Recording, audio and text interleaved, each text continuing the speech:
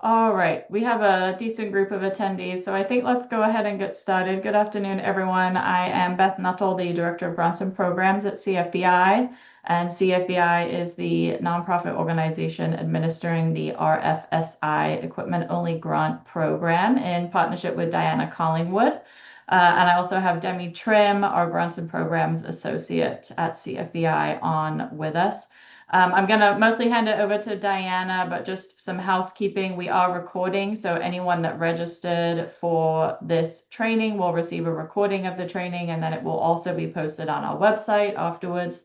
So it will remain available, and you can come back and reference it at any time. There's also a chat and a Q&A option. So as we're going through the slides, if you have any questions, concerns, things that you want to flag, please pop it into either the chat or the Q&A box, and we will answer some of the questions throughout, but then we'll also have a time for questions at the end. Diana, I will hand it over to you to get us started. Thank you. Thank you, Beth. Good afternoon, everyone. I'm Diana Collingwood. I'm a consultant with CFBI on this USDA American Marketing Service Grant, Resilient Food Systems Infrastructure Grant. And welcome to the training. I want you to know that our aim here is to ensure that upon the end of the training, you are clear on how you can submit a successful and competitive application for this amazing opportunity. And we have this opportunity to work together. I know it's a short timeline, but we can get this done and we can communicate and make sure we do it efficiently and effectively. Thank you. So let's get started. Okay, so this grant addresses activities in the middle of the food supply chain. Okay, on the screen, it shows you the USDA definition of the middle of the food supply chain, and those are activities that take place immediately after the production and harvest of the crop before the product is actually sold to consumers. So we are talking about that activities including the processing, the aggregation, and distribution of agriculture products between leaving the field and entering the marketplace. So if you look at the graphic below, you can see the different steps in the process, and the middle of the supply chain is defined clearly. So therefore, grant funds cannot be used for cultivation, harvest, or retail marketing of those eligible food products. Now, the funding priorities for this project is geared towards farmers and ranchers, new and beginning farmers and ranchers, veteran producers, and when we say veteran, we're talking about military veterans, and processors and other middle of supply chain businesses. Now, CFBI will prioritize funding that projects that allow for these activities. We are aiming to expand the capacity for us to process, aggregate, or bring together a combination of products from different growers and distribute these products to create a better market for the producers. So the whole objective is to really support the agriculture producer in ensuring that the product gets to the community efficiently. We want to improve the capacity of entities to comply with the federal, state, and local food safety requirements. In the territory, we tend to overlook those important aspects because we have never had like a food, as far as I'm aware, a salmonella food outbreak or anything like that related to our agricultural produce. And then because we don't export, and we cannot export unless we meet all the Food Safety Modernization Act standards. There are federal rules and regulations that apply to how you put food on the market and the safety of food products. And this grant could help us to build capacity in complying with those regulations. It also allows prioritize modernizing, processing, and manufacturing equipment that is already existent.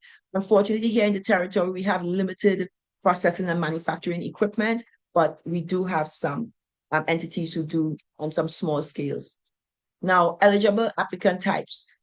You have to be sure you meet one of these requirements. You are either an agricultural producer or a processor, and you have to be able to document it.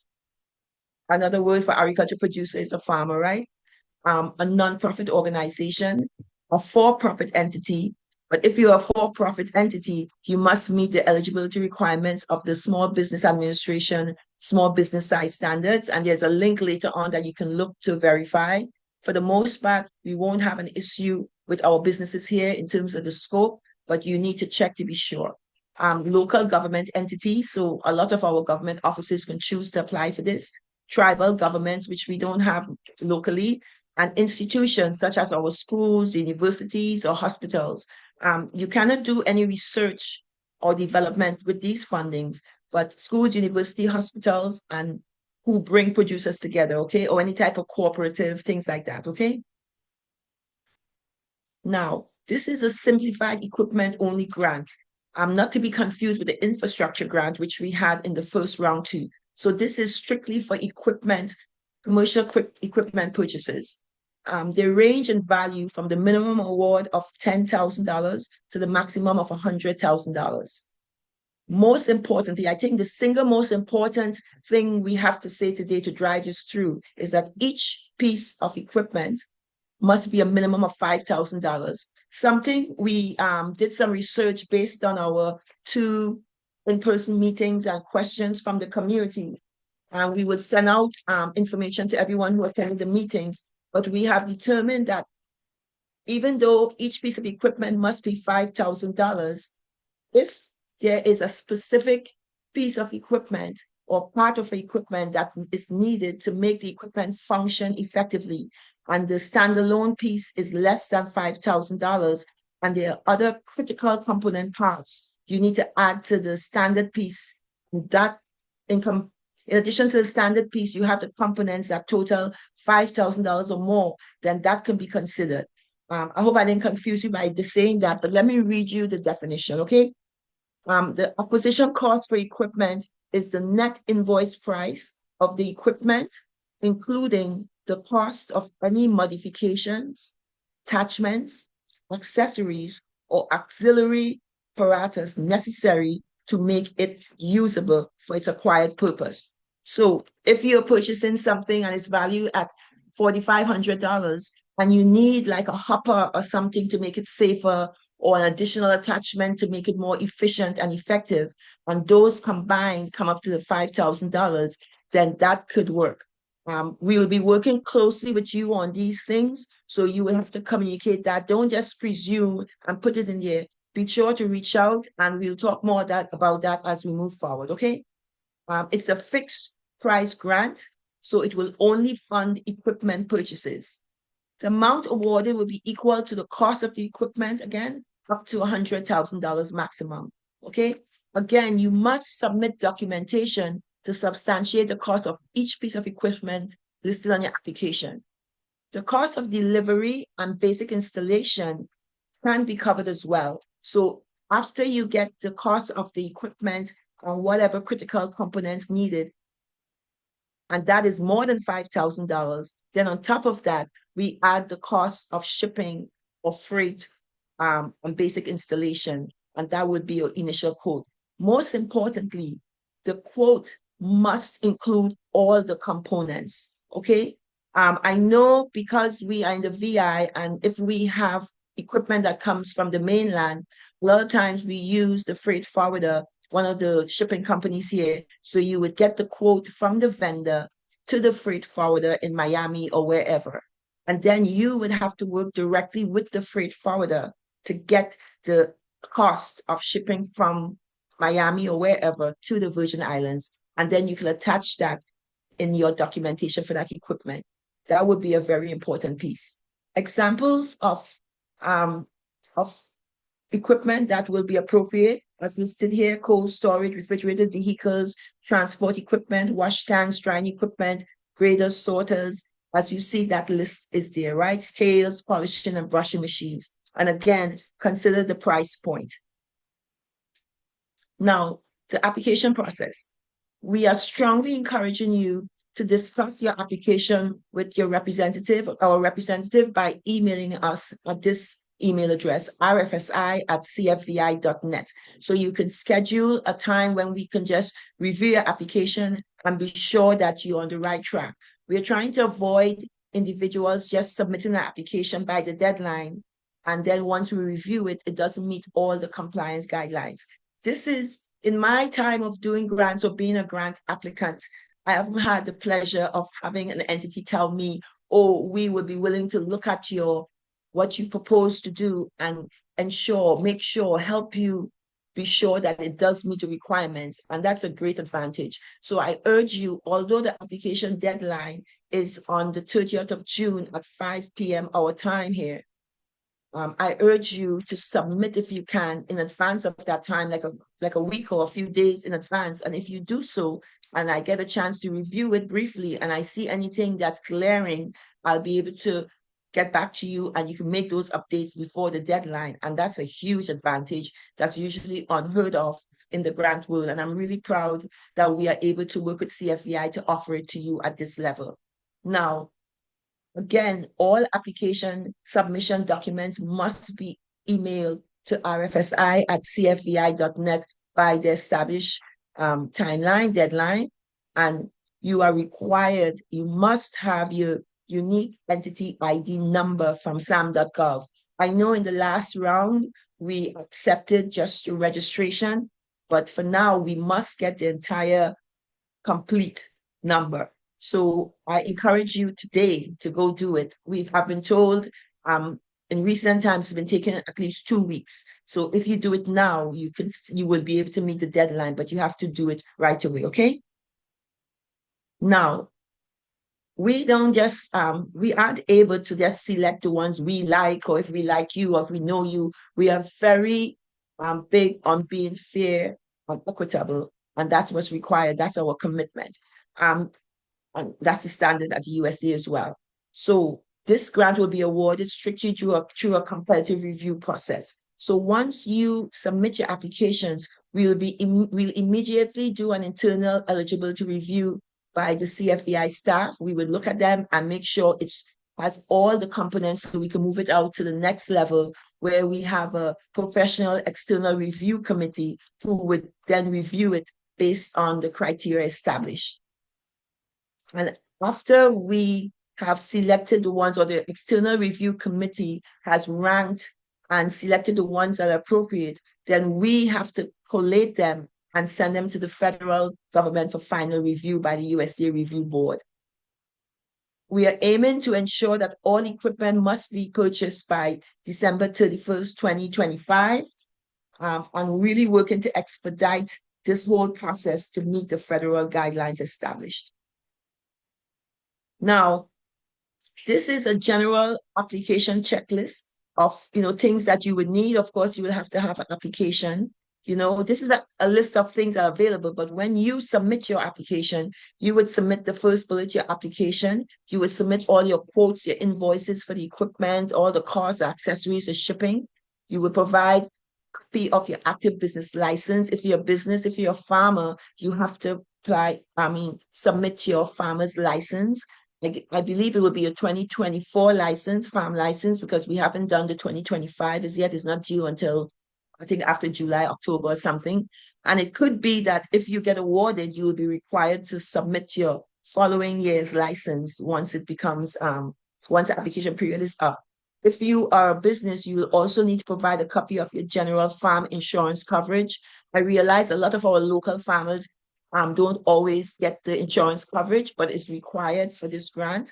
And if you're a nonprofit, you must provide a copy of your 501c3 IRS determination letter, and also documentation that you have been filing a tax return. You have filed a tax return with the VI Bureau of Internal Revenue. The critical resource and infrastructure template form is more towards the infrastructure grant, but we realize that if, for example, someone is getting an electric vehicle or something like that, and we know in the territory we don't have electric charging stations available, this resource letter is what you would need to document how you would circumvent or how you would work around that, and how you would get to still use your vehicle and charge it otherwise. If applicable, you will have a collaborator organization letter if you're working with other entities on this initiative. And again, because it's a competitive grant, as many advantages you could use, it would benefit, the more reach your initiative has in the community, it could possibly look more competitive. But again, it's based on the review panel and the rubric that you would see, and it's part of the documentation. Now, this is the focus of a competitive review process. You should have a proposal that is clear, well-structured, and it aligns strongly with the program priorities. It's not just only about what you want, but it's about what you want to do as it fits the requirements and the scope of the grant. And that's the critical piece. It would not be approved unless it meets the criteria established in the grant. Now, all aspects of the project, the activities, the outcomes, the partners, etc., they must be well developed, and you have to demonstrate strong impact in terms of what the goals of the grant is. As it relates to the funding priorities and the specific issue and the problem or the need the project will address, you must state those things very clearly. We want to look at what impact will your project have on the local and regional producers, okay, how it will assist the market outlets, who would be the project beneficiaries and how would they benefit, and your external project support. It has to be evident that for your project, you have the necessary support from your community or whomever you express that you need that support from, that's in there and it's clear. Performance measures, you have to provide some way how we could measure and determine if your project is effective. So you have to say what we can use to say this project is effective. You would reach this amount of people, or you would develop these amount of activities, and in your grant, the opportunities to put that information. So be transparent and be clear as to what your performance measures would be. Your budget costs, they have to be clearly detailed, and they must be reasonable in meeting the project goals. I think now more than ever with the federal government, they're really looking at efficiently and effectively spending federal funds, and maximizing the use of the resources, and we have to document that. So when you do your budget, consider that. I mean, it's a lot of money, but you have to make sure you can document that the money will be utilized efficiently and effectively and reasonably. Now, the geographic coverage range to meet needs of underserved communities or to meet the needs of our community in general, right? You want to say that at least your project has an outreach, it will benefit you alone, but naturally, since we're competing and we want to impact the territory, I would imagine will be very important that your project has tentacles, has far reaching, people could be educated, people could be learning or be inspired by what you're doing, and it might be something other people be willing to replicate. Now, alignment with program goals for increasing capacity and supporting farmers and ranchers. Ultimately, the whole objective of this initiative, and I know I said it before, is to support farmers and ranchers to increase their capacity to meet the food security needs of our territory. Okay, and that's important as well. Now, we would have questions, and I imagine you're putting questions in the chat and somebody else is looking at them, and they would bring them to my attention. But at this point, I want to go over the requests for proposals that Yeah, we haven't received any questions yet, but feel free to drop any questions you have into the chat or the Q&A box whenever you have a question that you would like answered. I'm sorry. Okay, guys. I'm going to go up the screen. I'm trying to find my little mouse here, but it's not. Push over. This is it right here. Wait, I did something. I apologize. Okay, here we go. Where's my mouse? Sorry about that. I just don't see my scroll bar right now, so you'll have to bear with me for a second. It's going up. Control page. Can you maximize Okay. that screen, Diana? That's it? Yeah, that's better. Thank you. Okay. I guess I didn't save it when we did all the highlights then. Or was the other one we highlighted? Okay. No, it was On the this FAQ. screen, right? Yes, that's the FAQ, yes. On this screen, right? This is the request for proposal. I really wanted to show you this because this is where we got that information and we summarized it on the PowerPoint, but I want to show you it so you could just see it and you could access it as well. This information is available the CFVI website, and you can best understand what we are talking about and why we are taking our stance, okay? So it speaks to here. I'll highlight the important pieces, right? We are prioritizing expanding capacity and infrastructure for the aggregation, processing, manufacturing, storing, transporting, wholesaling, or distribution of locally and regionally produced foods. And please note it excludes meat, poultry, and wild caught seafood, among others. So when you're doing your proposals, please be sure to speak to us to ensure that what you're doing meet the criteria. Although it excludes poultry, there is a mention for egg packing machines. So if you do poultry and you have eggs, after the eggs are harvested and you want egg packing or anything, we can talk more about it, but that is specifically mentioned as something. Let me tell you some of the things that on the application it says.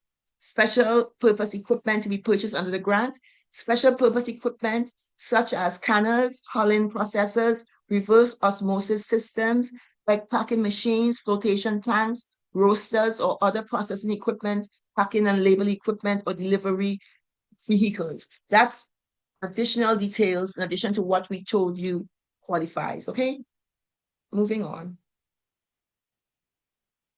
I want to tell you how the USDA defines equipment. Again, tangible personal property, including IT system, information technology systems, right? And they have a useful life of more than 1 year and a per unit acquisition cost that equals or exceeds the $5,000 we mentioned, okay? Now, another thing I want to bring to your attention here, as an applicant, you must submit the documentation we mentioned before to substantiate the cost of each piece of equipment, but it also requires insurance coverage. The grant requires insurance coverage for the equipment. Now, you don't have to worry about that until you are a recipient, but that is something that is non-negotiable and something we have to work on, and the grant funds cannot be used to purchase this insurance. But I'm sure if you get awarded tens of thousands of dollars to purchase equipment that you would, I imagine, you would be fine with paying the costs, the negligible cost of the insurance, and you would be required to do that. And as we move through the process, we can talk more about that. Okay. I want to talk about quickly the significance of the program in the USVI specifically. Okay. We aim to enhance food processing options for local and regional producers across the territory. What happens is that we already don't have a lot of food grown locally, and then the food that is grown is not adequately harvested, and we have a lot of food that goes to waste that can be easily processed to add value, extend the shelf life, and result in more food available for the territory. And that's important. So the primary focus, the project funding is to expand the capacity and infrastructure in the middle of the supply chain that we described before. And in doing so, we would strengthen the local food system. And that's like really critical to our future needs. I know we will all agree on that. Now, again, this is some more details on the eligibility. On the slide before, we gave like, producers and processors, but this gives you more details that you might want to look at. And for me, one of the important pieces here, right, is the fact that if you are a for-profit entity, you would need to go to this link. This is the link I referenced earlier on in terms of the SBA size standards webpage and their size standards tool to determine if your annual income makes you still eligible to apply for this grant. But when I looked at it, it will the amounts are really a lot. And I think we will all qualify, but it's on you, especially the for-profit entities, to check and be sure. Okay. Anything else yet? And if you would note, the local government, the tribe, the same information we showed on the slide before still applies. Now, I want to go a bit to funding. Okay. It says here, the grants will be paid either through reimbursement or cash advance. This is my first grant. I've done many grants in my time, and this is one of the first times I'm doing a grant to adults. I've done it with children, young people, where we were able to pay for the items directly. But in this case, this is huge, where CFVI can actually pay funds directly to the equipment vendor, the 100% of the award amount. Something I didn't discuss, and I presume it's the same, and I would Betty will correct me if I'm incorrect. Yesterday, this came up in St. Thomas. So we have the quote for the equipment that goes from wherever the vendor is to Miami. And then now you have to have a quote from Miami freight forwarder to St. Croix. And I presume that CFEI would also be able to pay directly to the freight forwarder that cost. Additionally, we have costs for taxes and excise tax, local costs. And that would be something that we have to look. And because we'll be working closely with each applicant on these different steps, we will be able to communicate this to you on a one-to-one basis. And Bet, am I correct in those assumptions or presumptions that in addition to paying the vendor directly for the item to Miami, then we will have to pay directly to Tropical, whoever the freight forwarder, once we have an approved quote. And similarly, we'll have to do that for excise taxes. Could you speak to that, Beth, please? Yes, so we would, if we could. Basically, we want to make it as easy as possible. So if you don't want to pay for something out of pocket yourself and wait for a reimbursement, then we can pay whoever the vendor is directly, hopefully for both the equipment and for the shipping. But we also want to make sure there's some kind of documentation that everyone understands that CFEI does not own the equipment, but the applicant does. So the Yes, recipient, so the farmer, the business, the nonprofit, whoever it is. yes. And it's going to And you, depend on the vendor too. Some vendors might have their own rules and requirements. So again, a lot of it's probably going to be case by case, but essentially our main goal is that we have to get this money out by December 31, and we will work with you as best we can to accomplish that. very good. Thank you. Now, in terms of site visits, we're required to conduct site visits to your location where the equipment is stored to report, track, and evaluate the project activities and outcomes. We intend to conduct those visits within the first quarter of 2026. And that will be important.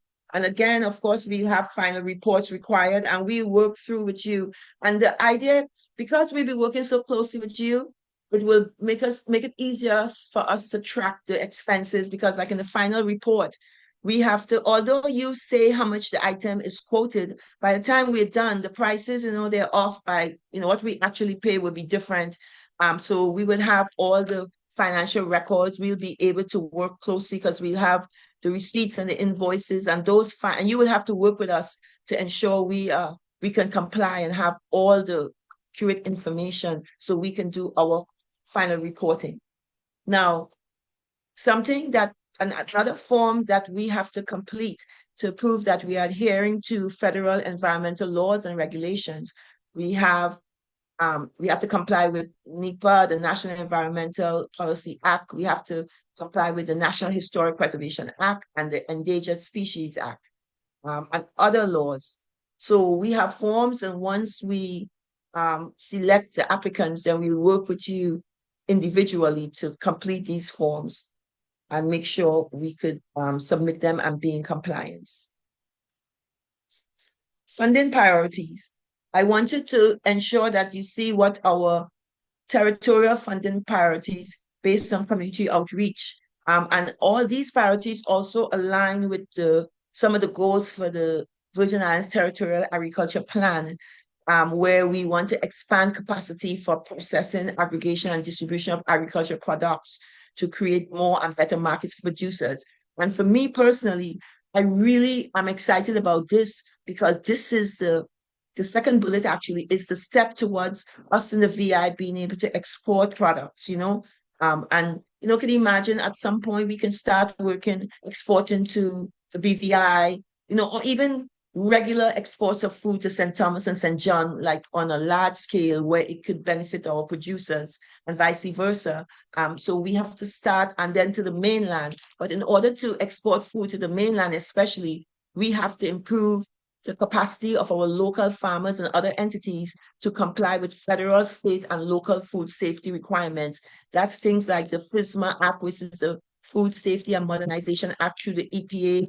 And those things are really critical to document how food is prepared to put on the market, to document, to ensure we can track if there is a foodborne disease. We'll be able to track the source and do things to prevent it from happening or spreading or to stop the shipment of products. So these are some first steps, important first steps for us as a territory to get to where we can do more exportation. So this grant prioritizes our capacity to improve our ability to comply. And again, modernizing processing and manufacturing equipment is critical. Next, these are the federal funding priorities as listed in the grant. It gives priority to farmers and ranchers, and I mentioned this before, and this was just as it was listed, and you can see it for yourself.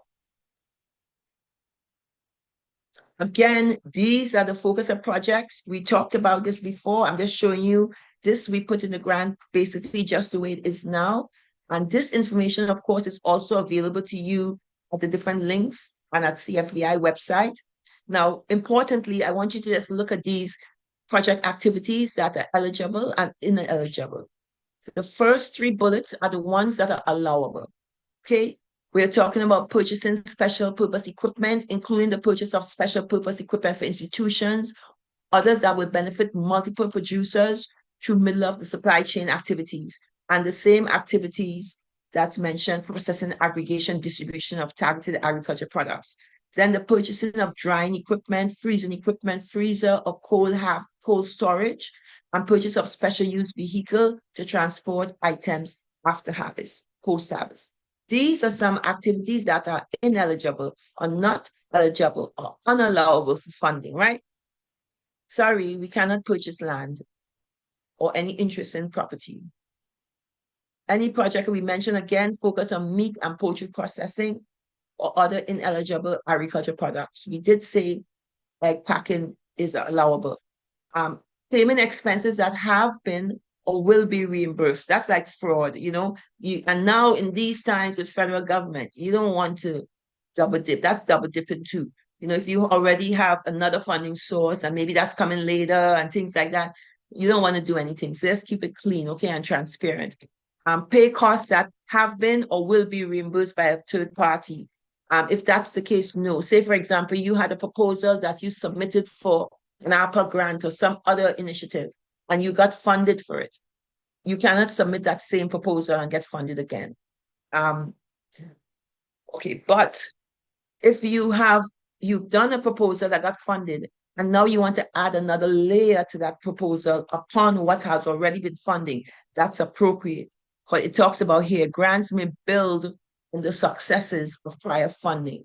And that's important. And because we'll be communicating and you will be transparent with me, with us, we will be able to ascertain that and make sure we don't make those type of errors, okay? Because remember, the whole goal is for you to have a competitive application so you can get awarded. So let's stick together and make it happen, all right? We are unable to pay costs that you incur prior to the date the agreement is executed. So if you're doing something now, you bought something. Someone told me they bought a dehydrator since the last round. So you bought a dehydrator, you have a fancy dehydrator already. So now you cannot use the invoice or the quote from that to get reimbursed. You know, that's already done. It's not possible to do that. It's not appropriate. It talks about paying costs that support or oppose union organizing or anything related to conducting research and development. Like a university could apply for this grant, but they can't apply for anything relative to research and development.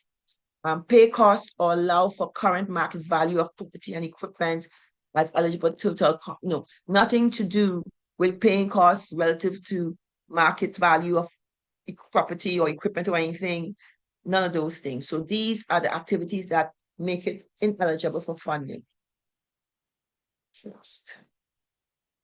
I want to again look at the screening. We mentioned you submit the application to us, CFVI, we screen the application for administrative requirements, Timely submission is a must. If it's not submitted on time, that disallows you from being able to participate. The deadline is posted again June 30th, 5 p.m. Atlantic Standard Time. You have to make sure you meet the eligibility requirements. We look at that carefully and your documentation thereof. And again, if you submit your application by the timeline, and now we're reviewing it after the timeline, and you submit and you're not eligible, it could have been a simple error, but we do not have any responsibility to get back to you and say, oh, you made an error, resubmit. Your application may just go in the not eligible pile. But if you submitted it a few days before the deadline, and I happen to review it, and we see something that you may have made a mistake, we can still reach out to you and you can make the adjustment and resubmit it, and you will still be clear. So again, I'm really urging you as much as possible to make that special effort to submit them in advance of the timeline. But now, if everybody submit, if 1,000 people submitted 3 days before the timeline, there's no way we can review all of them. But we will try our best, right? And we don't expect that many applications, but life can be like that sometimes. So now we have a technical merit review and scoring committee, where once we approved applications that we feel qualify with the basic requirements, then they look at we have an evaluation committee, and they look at each application and they assign a point value. They review it independently, utilizing the same rubric. And once they all have come up with the individual score for your application, then we do an average of those scores and have them rank. So then we have a rank of individuals. And then that's how we assign the funding. And again, there's something here that says, we said, look, this one, based on the total sub-award budget, the evaluation committee will recommend funding level for a project, which may be the same or less than requested amount of funds. So although you may have submitted a grant proposal for $97,000, the evaluation committee, based on the scope of all the applications, reserve the right to make some adjustments as needed. They will review the list, discuss and confirm the recommendations of the top scoring projects. And we would submit the recommendations to USDA for its review and final approval. Okay. We would also coordinate. We at CFEI, we would coordinate with you to make any adjustments to the application to obtain the final approval. So once we submit it to the federal government, we still will be communicating with them, and they may still reach out to us to make different revisions or updates or something like that. And that's where we would put you into play, because we are not going to do all this on our own. We would have to do it in tandem with you. And it's at the end of the day, it's your application, and we are just providing the support that level for you to have a successful application. So please keep that in mind. These are the criteria that we would base the applications on during review. And again, you should email any inquiries to rfsi@cfei.net at any time. And with your submission procedure, we said this before, but we shouldn't say it we should keep saying it, because it's a great advantage to you. You are strongly encouraged to meet with a representative prior to submitting the application. And meet doesn't necessarily mean we have to meet and hold hands. We can do it virtually, or we can schedule a call or something. You can send me a synopsis of what your vision is, or call, or send some bullets or something and schedule it and make it happen, and make sure we are clear on what you are intending to do. Okay. And other than showing you on the RFP, all these resources that are available that have additional information, if you're unclear about anything, it's important. Again, there's a link to guide to getting a unique entity ID. If you have any questions, that will give you all the information you need to do it. And it's not a very difficult process, but sometimes in our minds, cumbersome. So I want to let you know, I know this is due June 30th, and it may seem like a short timeline, But we are doing that to meet the compliance standards or the timelines set by the USDA, and we are required to do that. But don't don't think about it as if it's a bother. Just, you know, methodically do what you do. Have a folder, put your quotes in there, save your files, because everything you do in grant writing are documents you can use again for another grant or you can modify. So consider this as a body of work that will serve you well, because if this is the goal of the territory, we must have opportunities like this, and we would look for additional opportunities to expand um, these type of activities in our community, because that's what is needed for food security. So there is no waste of time in this. There's no frustration in this. It's just keeping a clear head and getting it done and asking questions when you need questions answered. Okay. And I have to tell you, I think this is the first time I have done grant um, application or RFP and seeing all the scoring rubric information in here. So essentially, you can score your own application. This is the same thing the judges will use, the evaluators would use. So you can look at your application and score yourself. Don't give yourself top score all the time. Be hard on yourself because it's competitive. But look at everything. And if you look at this, when you're writing grants, you really want to give them what they want. So if it says, does the project demonstrate a clear link to the identified funding priority or priorities? Look at the priorities and say, make sure your grant expresses how it meets that funding priority. This, everything you see here, make sure that your grant is doing what it's asking, and look at the points, impact on local and regional producers, market outlets, project beneficiaries. Make sure that you are capsulating or you are capturing all these things in your vision for what you're doing. You see, and this is all listed in the RFP, and you have access to this. We talk about performance measures. Don't get too extreme. Just be realistic. Be realistic.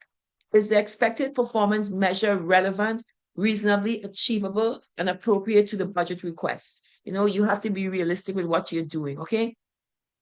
And most importantly, the budget is really critical. The budget and the budget narrative is really important. You have to ensure your budget is detailed, realistic, and aligned with the project goals. You have to evaluate the budget narrative to gauge the feasibility of the proposed equipment purchase to meet the project goals. Are the costs clearly detailed? Are the costs reasonable? These are things that they're definitely looking at.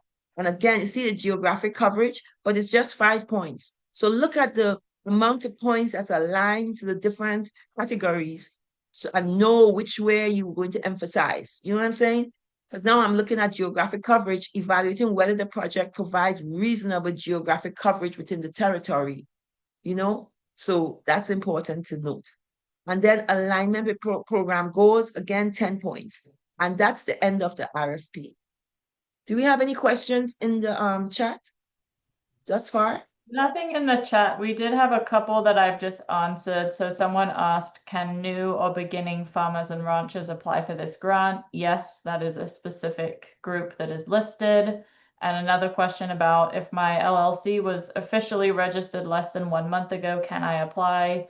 Yes, as long as you're currently registered and you meet one of our eligibility criteria from the list, then you can apply. Beth, We do excuse have, me. yep.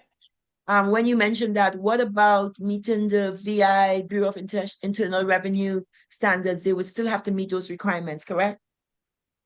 For the filing taxes, is that what you're referring to? Yes. Yeah, I mean, if they have filed taxes, they would need to provide that to us. And if they haven't, then we can get an explanation from them as to, why. If they're new, that's because why. Maybe they were a different type of business. And I think, again, please reach out to us. That's Yes. really, I know Diana has emphasized it, but please do not just submit an application without talking to Diana or myself first, because we really want to get strong applications that we can have a quick review process and fund as many as possible. Yeah. If you wait till the last minute, you submit it without having anyone check it or check in to make sure that your ideas are eligible and allowable, then you're just going to be declined, because anything that makes you ineligible is going to be an automatic decline. There's no chance to go back and fix it after the deadline has passed. There is another question, Diana. Do we have any recommendations for retailers to acquire commercial grade supplies from? Commercial what supplies? Commercial grade supplies. or vendors. I can give a few recommend if they reach out to me directly or something, we could and it's not really right for us to recommend vendors. It's like we are, put sending you a different direction. I don't know if that's really appropriate for us to say, okay, buy from this one or to use tropical shipping or to, we could I could make some recommendations. Yeah, A lot of I the would restaurant, caution I would caution on that because we as the funder cannot really recommend vendors to you. What I would encourage you to do is talk to other farmers, other people that are working in the same field as you, maybe talk to someone at the Department of Agriculture and see if they have any recommendations for you. We don't really want to recommend anyone because we, like Diana said, don't want to be giving preference to any vendors. very good. Thank you for that. Now, this is the list of frequently asked questions. I'm going to go over a few of them that I feel are very pertinent and based on questions I've received. Like number one, can infrastructure grant recipients apply for equipment only projects that total less than 100,000? You know the answer to that, yes? The answer is yes. Okay, because you cannot do it for more than 100,000. Again, it has to be between 10,000 and 100,000. Okay, and that's a given. And again, all this information is readily available for you to review. What is the definition of middle of the supply chain? Please be sure that your application addresses the middle of the supply chain. You can have a lawnmower. I mean, there's a lot of things you can do. So again, if you have any questions or doubt, reach out to us, or if you click on these different links, it's very well defined. But again, any questions or doubt, please reach out to us. Don't hesitate. The next one is at the end of this page. What are the criteria used by the American Marketing Service to evaluate state plan proposals?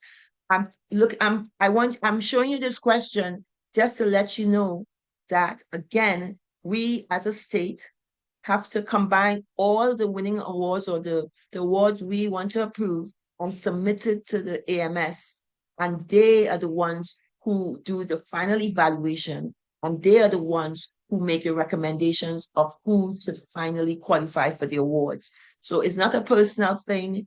It's not, my favorite person. It's not just because you don't get it. It's not because we don't like you, or anything like that. This is just the required procedure for equity. All right. So I just want you to see that. I'm going to skip a couple of pages because this is mostly relative to infrastructure grants. And we are done with those awards. Can a producer buy processing equipment that will only benefit their own business, or does it need to benefit more than one entity? Yes, you can buy equipment that benefits your own business only. Projects that benefit an individual producer may be less competitive, though, than a similar project that benefits multiple producers. Because you have to remember, you have people scoring, independent people scoring. And if you are getting this one thing to benefit 10 people, and this person here is getting the same one thing to benefit 100 people, then the person who is evaluating your application may consider that person's application to be more competitive and they may get a higher score. But still, it's up to you to decide how it goes and how that works. But when I look at the scoring rubric, the geographic coverage was a little less, but it's still up to the reviewer and their perspective on it. So just a mention on that, okay? Can an applicant buy more than one piece of equipment under an equipment only grant? I'm not going to answer that because you all should know the answer, right? Yes, so I can help it. In case somebody doesn't know, right? It says that you could do more than one equipment as long as it's allowable, and everything else applies. Minimum of 10,000 threshold to 100,000 cannot be exceeded. 100,000 can't be less than 10,000. Okay. I'm not going to even answer this question, right? You're supposed to know this by now. Can an applicant apply for simplified equipment only funding to purchase a piece of equipment that costs less than 5,000? I hope you all put in the chat, no, it will not be approved. It will sit right there if you submit something that costs $4,999.99. We're not going to be able to move it forward. So be sure that your equipment costs at least $5,000 or more. Is shrimp an eligible agriculture product? For example, the shrimp are growing containers and are not wild caught. See, projects that expand for the middle, but fish, it says that aquaculture products are eligible for funding, and it shows the definition of the USDA, how the USDA defines aquaculture. It's the production of aquatic organisms under controlled conditions throughout part or all of their life cycle. So wild caught seafood will be ineligible, but if you have controlled growing of aquaculture products, then that will be considered. And that will be, again, a conversation you will have with us, okay? Now, this is another important question that a lot of people ask about. I mean to make it so big. I got carried away. Sorry. Are products that focus on cannabis Projects that focus on cannabis products made for human consumption eligible for RFSI funding? The answer is no. Plants federally controlled as illegal drug plants, for example, cannabis, are ineligible. This is in addition to the eligibility requirements outlined in RFSI program scope and requirements. So that's the answer right there, no. The next question, though, is hemp. Hemp, an eligible agricultural food product for infrastructure grants. Here we're talking about infrastructure grants, not equipment grants. So it says that hemp seed derived food ingredients, hulled hemp seed protein powder, and hemp seed oil, they are eligible. But again, it speaks to infrastructure grants. So Beth, would you say then that anything to do with hemp will have to be done through an infrastructure grant and not through the equipment grant? No, I think so. Kind of in this instance, it's a little confusing because the It USDA is. put these out initially for infrastructure and then combined it with equipment. This applies to equipment too. So if you want to purchase equipment that is specifically for processing hemp seed derived food ingredients, then that could be eligible. But it's if you're using the equipment to create hemp-derived CBD, for example, then that's not a food Not product, and eligible. so it is ineligible. So it has to be a food product that is Food product, derived from yes. hemp. Very good. And again, I'm going to repeat, hemp-derived CBD is not a food project and is ineligible for funding, okay? Now we're talking about kosher and halal foods. Are they eligible agricultural products? Yes, they are. And products that expand the capacity for these products could be considered, right? Okay, and not just that, but the products that do not require certification. You don't have to have it certified, halal and have the stamp and everything, but they are eligible. Okay, and then there's a link to more information about that. Okay, and these are the ones that without needing certification. So we're moving on.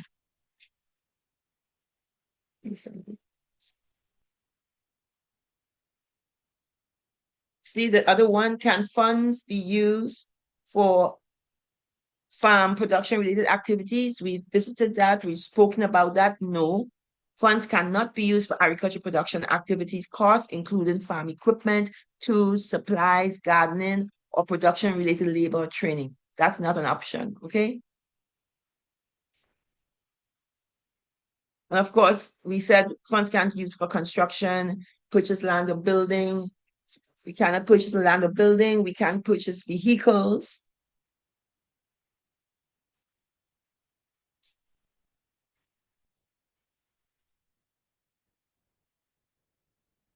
What retail activities are eligible for funding? You can look at this, right? Creating distribution channels to new retail opportunities or expanding processing and packaging capacities. And we talk about including adding product types, increasing production volumes, and supporting new retail product lines. Again, communicate, have the conversation, and we can work through it. If we are unsure what what the rule is or what is allowable, we'll reach out to the national entity, to some of our regional partners, we'll do research and we get back to you. But please, okay, please, thank you. Okay, can they be used for trade missions to other countries? So business can expand? No. We're not allowed to do that. wineries, distilleries, breweries, eligible entities, and this is for infrastructure grant, and this is not an infrastructure grant. I had this question at the Senkoi session. If you're a winery, distillery, brewery, you mean you can still do equipment because you're still a business. So, from my perspective, that was appropriate as long as they follow all the other rules, right? Correct, Beth? Yes, and we have Okay, some other questions in coming up right now too. And Benita, I see your sure. hand is raised. I will get to you shortly. There's one question that says, does all equipment have to be made in the USA? Most processing Good equipment is question. made abroad. Great question. And we just were looking into this before the Yes. training. No, Mm-hmm. it is not required to be made in the USA because there's a dollar level that would incur Threshold. that requirement, and we are under that. So that's a Yes. no. There's So another that's question. Explain when you say that it cannot be used for vehicles, not personal, but vehicles associated with what? So if you're wanting to buy a refrigerated truck to be able to move your produce from your farm to a distribution area because that's going to expand the market for your products, that kind of vehicle would be allowed. But if you just need a vehicle for daily operations, that would not be allowed because any kind of general use equipment is not allowed. It has to be vehicles or equipment specifically supporting middle of the supply chain activities. Benita, you did have your hand raised. I see it's gone down, but would you like to ask a question if you want to unmute yourself?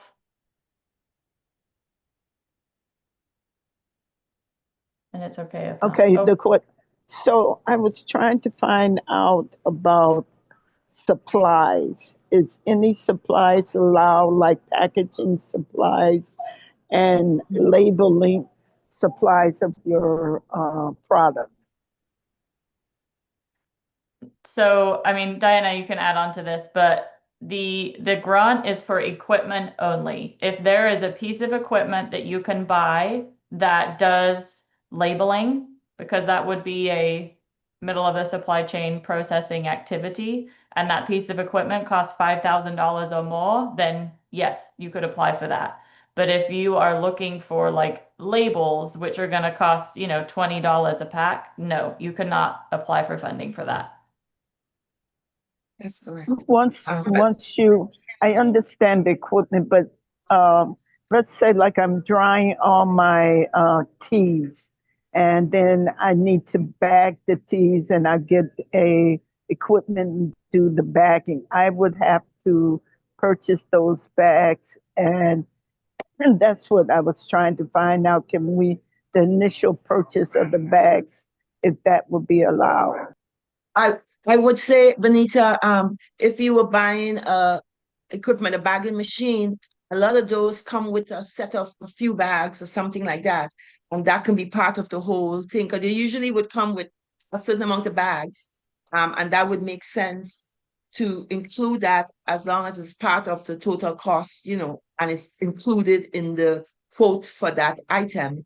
But it's not uncommon for you purchasing a piece of equipment like that, and it also has bags with it, or it comes with a small setup or something like that. When you reach out to the vendor, you can see what options you have, and we can talk about it. But again, you won't be able to just buy bags separately on a quote by itself for $1,000 worth of bags, or you know what I mean. That wouldn't be listed. That wouldn't be equipment. So that'll be something we can speak individually on a project by project basis. Thank you. You're welcome. All right. Next. And we have Oh, one more question, go Diana. ahead. Can you buy processing equipment for a brewery or distillery?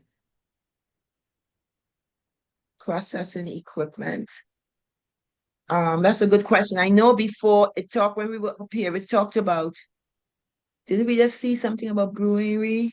It Yeah. says yes, if the activities are primarily focused on, again, the activities are primarily focused on middle of the supply chain and will increase market opportunity for local and regional producers.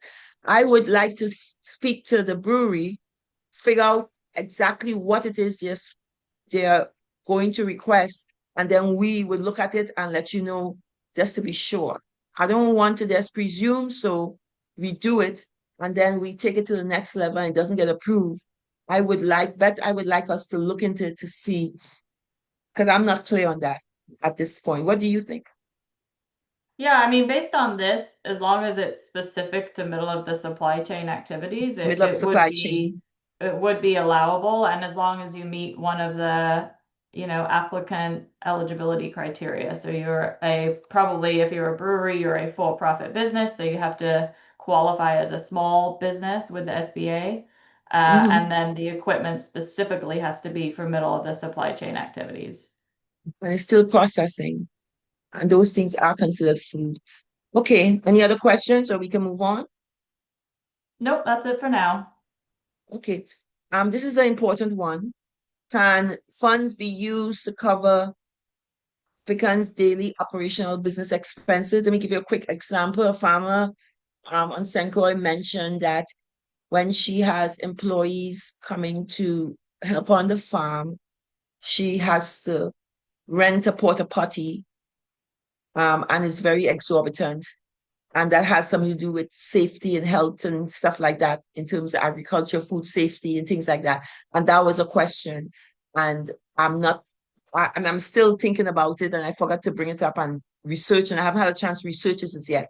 But it says that the question here says that funds should not be used to cover daily operational business expenses, nor the purchase of agricultural products for production, only the costs necessary for the completion of the project activities, and not operational costs for the period of performance.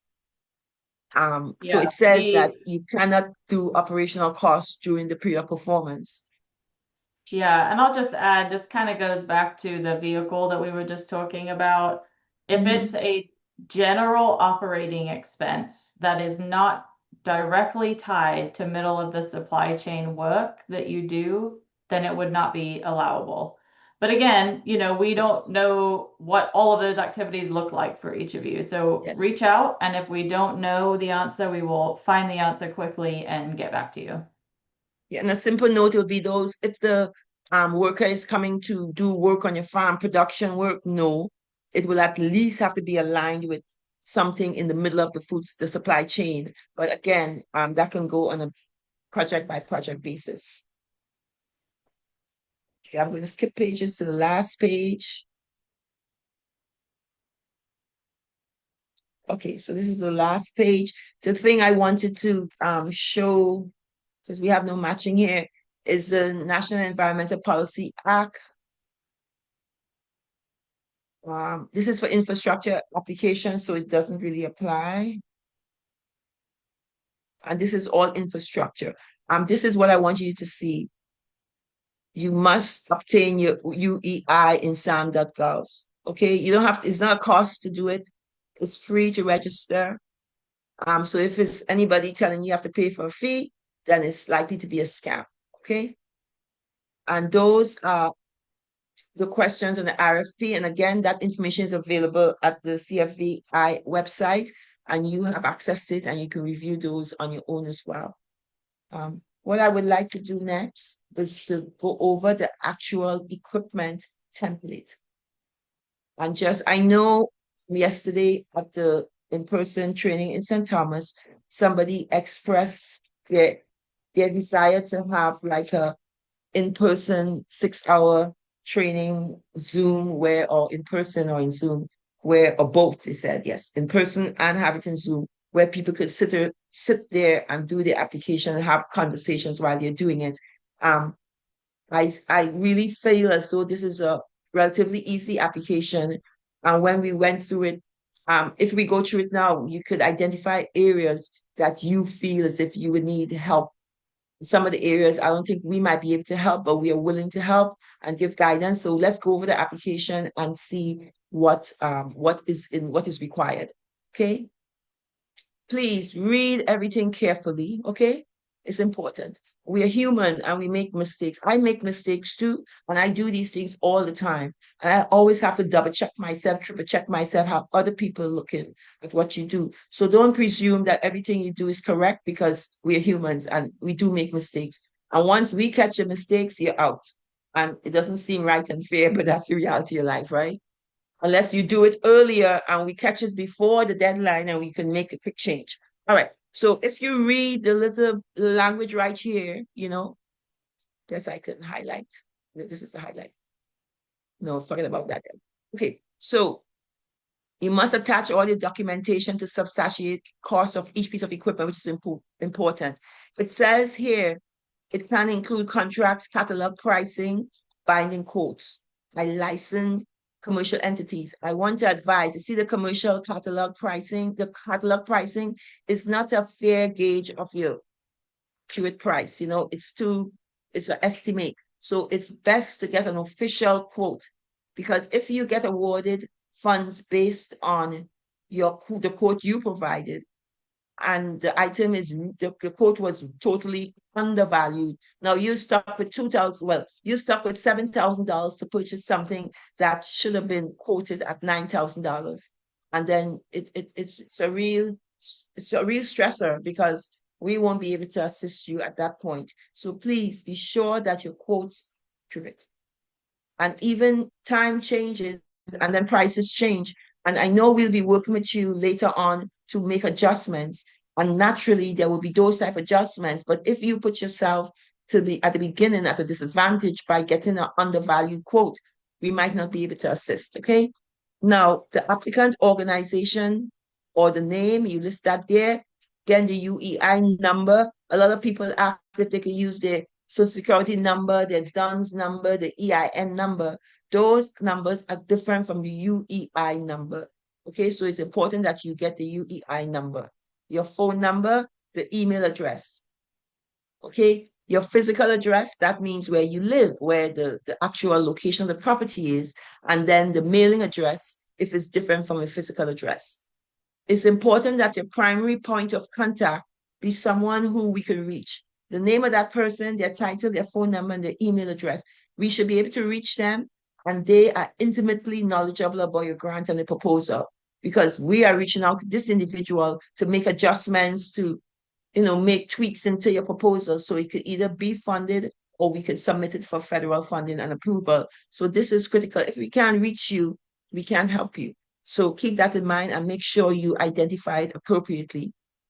Please select the right type of applicant and provide the appropriate documentation to support your role, whichever role you select. Okay, that's important. If you're a producer and you don't have all your documents, it's difficult to move forward. I know I spoke to some people yesterday in St. Thomas who didn't apply for their 2024 farmer's license, and they were willing. The gentleman in St. Thomas who worked for VIDA, he assured at least one or two of them who have been farming and updated that there was still an opportunity for them to go ahead and secure your license. I'm not telling you that I can do that for you, but I'm saying it may not be all lost. And maybe if you communicate with the Department of Agriculture, they may be able to assist you if you were already a farmer and you made a mistake and didn't apply for your 2024 farming license. It will only be for a short time, and you're paying a whole dollar to get a license for a few months, because I think the new license begin maybe in July, but you would need that, the end of July, you would need that to submit appropriate or correct application as an agriculture producer. That's really important, okay? So again, you list the type of application and you make sure you are in the right category, and you could substantiate that with the documents. Did I go down? Did I go? What happened? I did this already. It went in the wrong direction. We did this already, okay. Physical address, we have, oh no, I have to scroll down instead, okay. Let's do this, scroll, okay. We did the primary point of contact. Type of application, we just did that, I'm scrolling. Okay, the project title. Descriptive project title in 15 words or less. This is important to us because when we do the entire big proposal to the USDA, this is what we would use as a descriptor of your project. Nobody would have the time to read the entire narrative to get the gist of what you're doing. So this is like if you're doing a paper, that's your thesis statement. That's the thing that encompasses or that gives us an idea of what your whole project is, and that's what the federal reviewers, this is the most part of what they will read to get a gist of what your total application is too, okay? So that's important. Your executive summary, okay? This is a description of your project, 250 words or less. And this is what we can just copy and paste to the public and put on a website or something when your application is approved and say this encapsulate what your project is about, okay? Okay. And with your summary, you see how it describes number 1 and number 2 and number 3? Could you make sure when you're writing a summary that these things are reflected? The name of the applicant organization to establish, everything else, the project's purpose, deliverables, expected outcomes, the description of the general tax activities you will, complete to fulfill the project goal. It's really important, okay? So don't sidestep it. Oh, here we go again. I was supposed to scroll down again. I keep pressing my pointer down. And I missed something.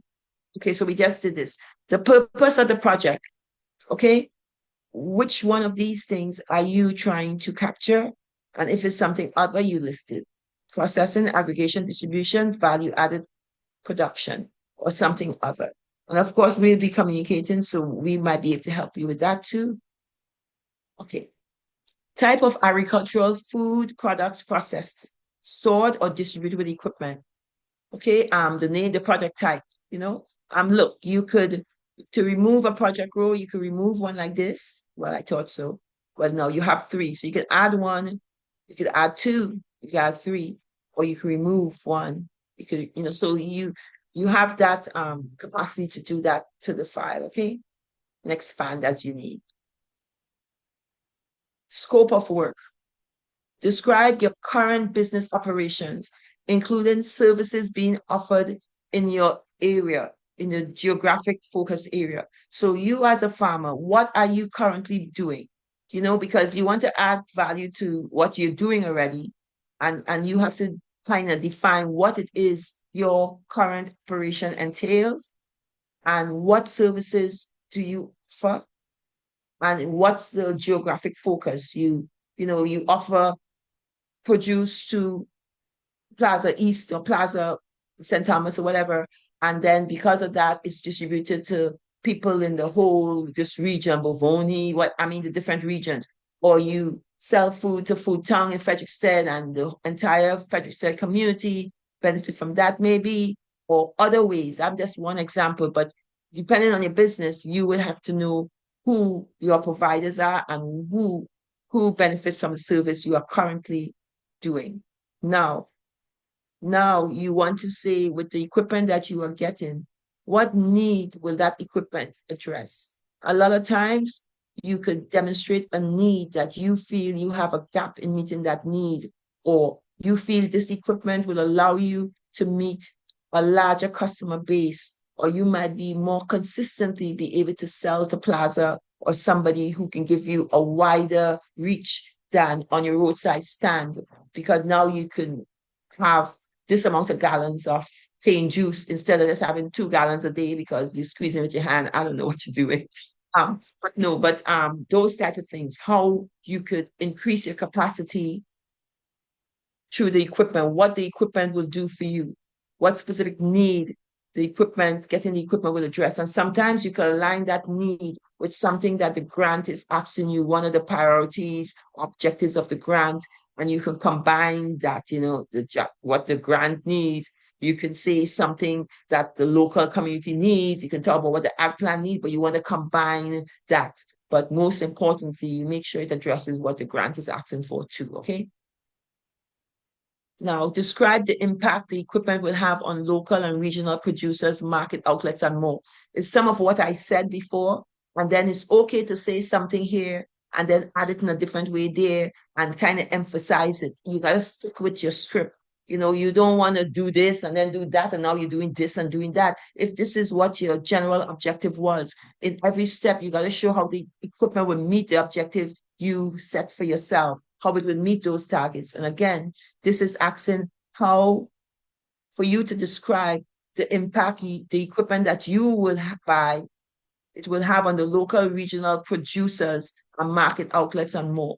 So it's increasing capacity for the producers to sell more of their food. Maybe it will allow for the person who you get your cucumbers for to give you, to sell you more volume of cucumbers, because now instead of just selling cucumbers retail, you are now doing pickles. So now you have an additional outlet for the pickles. Or maybe you are the producer who is growing the cucumbers and you find that you have hulls, like small cucumbers that go to waste that you haven't been able to sell or something. And then you can use those hulls to create a value added product, get equipment to create an added value product. So then that allows you as a producer to make a better revenue or to have more products on the market for a longer period of time, because your cucumbers will only last a few days or a week at Plaza.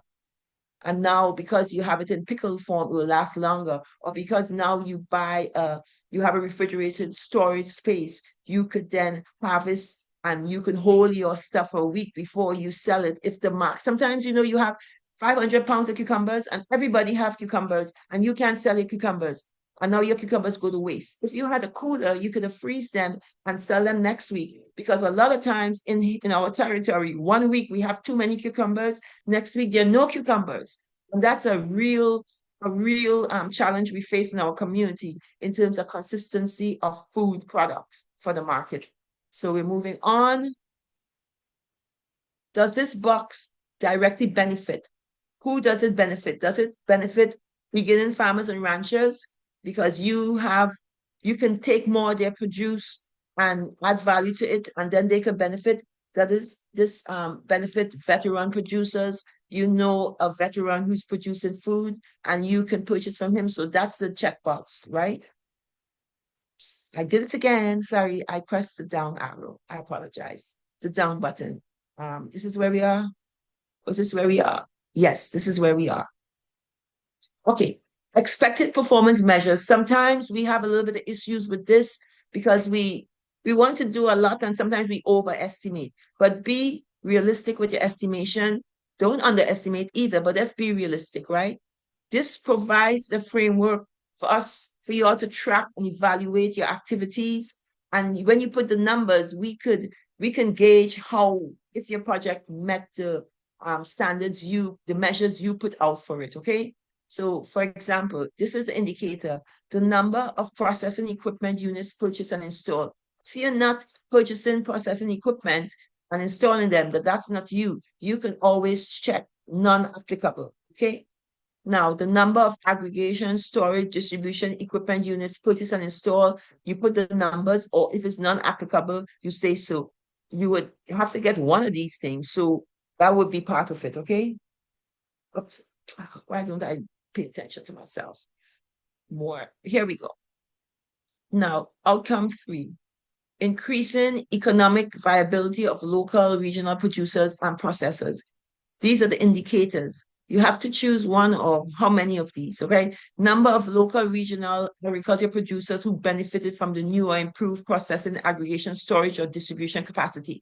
So we're talking about producers. That's agricultural producers. That's farmers for the most part, right? So you have to say how many of these people are impacted. It could be you alone because you are going to deal with your own production. But if you're doing it in a region and you're working with other farmers, like if you're having a refrigerated truck, a big refrigerated truck, and you only have 5 acres and you don't produce that amount of produce to maximize the use of the truck, then it will make sense for you to say you will work with other producers of cucumbers or other products that you can consolidate then or aggregate and then utilize that to distribute. And that would be the number that you would list here. Number of new or local regional products processed, aggregated, stored, and distributed. And now we're talking about the products itself. The first one, indicator 3.2, was talking about the people, the producers. Now we're talking about the products. And then 3.4 is the number of new value-added products developed. So say you were doing honey and you got a piece of equipment to do more honey or something, then to do a value-added product now, you might want to do a honey cough syrup or honey something marmalade or do other value-added products. So the number of new products that result because of the equipment you purchased. That's what you put there, right? And now the fourth indicator, 3.5, is the number of new market outlets established. So maybe before, when you described your operation, you used to sell strictly at your roadside stand or at the farmer's market. And maybe now, because you have this equipment, you will have more produce. And now you can sell to the other vendors at the market. You could sell to other vendors at the roadside stands, or you could now sell to a bigger chain or something like that. So the number of new market outlets established, or maybe now, before, you couldn't do nothing with your cows. So now, because something, you now have a market for your small or your cows or your deformed fruits or your ugly fruits or whatever you want to call them. So just get creative. And again, we'll be communicating if you have any questions. Now, your budget narrative. This is an important part. The budget narrative tells your story about how you're going to spend your money, you know? So you have to be sure to list and justify all expenses to be covered. Okay. If it's applicable, you ensure you have included any critical resources and infrastructure letters to support your application information. And I mentioned before about how that will come into play. Equipment. Now, can I do it again?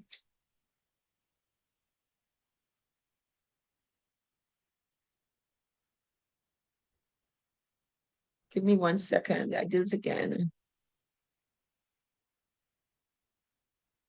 Okay. So equipment.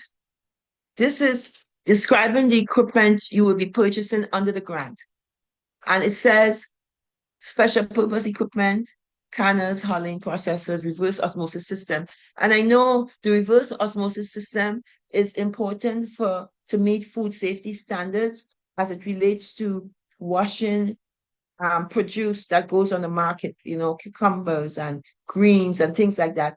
And the reverse osmosis system is a system they have where you utilize water and make sure it's clean and purified and stuff for what you're doing it for. But we don't usually use them here, but that's something that's allowable. Like packing machines, flotation tanks, roasters, or other processing equipment, packing and labeling equipment or delivery vehicles. Now, again, with this form, you can add extra columns to add how many of equipment it has, and you can minus columns. Once you put the equipment and the amount, then the total naturally comes in there. The purchase price really should match with what the funds requested. If you're going to pay 20,000 or 15,000 for something, you would request 15,000. You're not going to request less or more, right?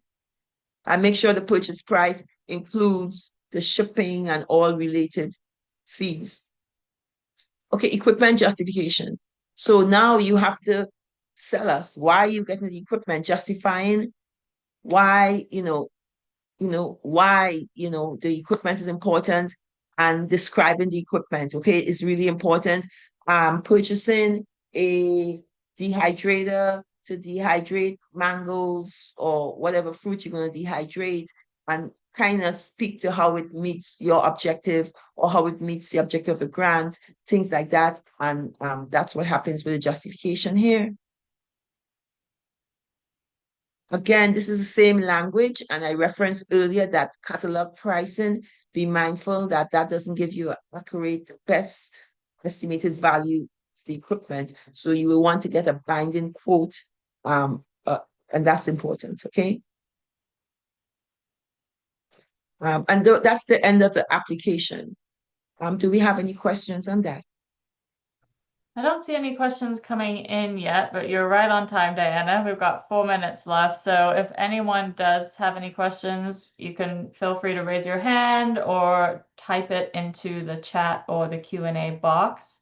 If you don't want to ask it now, you want to think about something, then please email us at rfsi@cfbi.net. And again, we keep hopping on this, but please, please, please reach out to us before submitting your application. Not the day before, not 2 days before, but at least a week before the deadline so that we have time to work with you to make sure it fits the funding priorities. Monique, looks like you have a question. Let me see if you can unmute yourself. Go ahead, Monique. My question is, along with this application, do you need to submit a grant proposal? So the application document itself is really a piece of the proposal package. So if you go back to the request for applications document, it lists out all the stuff that you need to submit with your one email, but it will be the application document, any supporting documentation. So that's your quotes, your invoices, any letters from collaborating organizations that you're working with, any critical resource infrastructure letters if that applies. Okay, just wanted some clarification. Thank you. Yeah, no worries. Thank you. All right. Any other questions that we can help answer?